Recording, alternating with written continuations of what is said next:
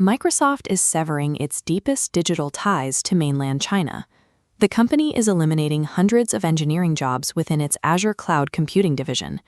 By July 6th, between 200 and 400 employees will be let go, walking away with severance packages based on their tenure, plus up to 7 months of extra pay. These job cuts are highly localized, striking specifically at Azure's corporate hubs in Beijing and Shanghai. This marks the third distinct wave of downsizing by the company inside the country over the last 2 years. Microsoft is maintaining its broader presence in China, choosing instead to surgically target the specific infrastructure that bridges the two nations. While the Azure cloud engineers pack up their desks, other major Microsoft units, like the developer division and the artificial intelligence teams, remain completely untouched. These protected teams aren't operating in a different country. Many are sitting right next door in Shanghai or a short commute away in Suzhou.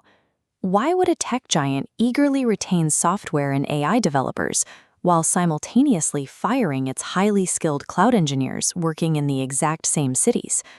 The answer has nothing to do with employee performance. It exposes the new, invisible physical walls fracturing the modern internet. Cloud divisions like Azure rely on continuous data transfer across international borders. To function, US and Chinese servers must maintain a seamless two-way conversation. Contrast this with local AI research. These teams operate in self-contained environments, writing code without constantly pinging global servers. That exact architectural requirement, the necessity of moving data back and forth across the Pacific, makes Azure uniquely vulnerable to geopolitical maneuvering. Microsoft is navigating a landscape of tightening laws from both Washington and Beijing. Lawmakers in the US have established tight export controls, designed to prevent advanced computing technology and chip architecture from flowing into China. At the same time, Washington is erecting strict guardrails to stop foreign adversaries from accessing the sensitive personal data of American citizens. Meanwhile, Beijing is executing its own domestic crackdown, enforcing rigid national security laws surrounding digital infrastructure. These Chinese regulations explicitly block domestic consumer and corporate data from leaving the country and entering foreign-owned servers. When you layer these mandates on top of each other, it becomes legally impossible to run a truly unified cloud network bridging the two superpowers. The cross-border data streams are choked off from both sides. Azure's existing infrastructure is trapped directly in the middle of these colliding laws.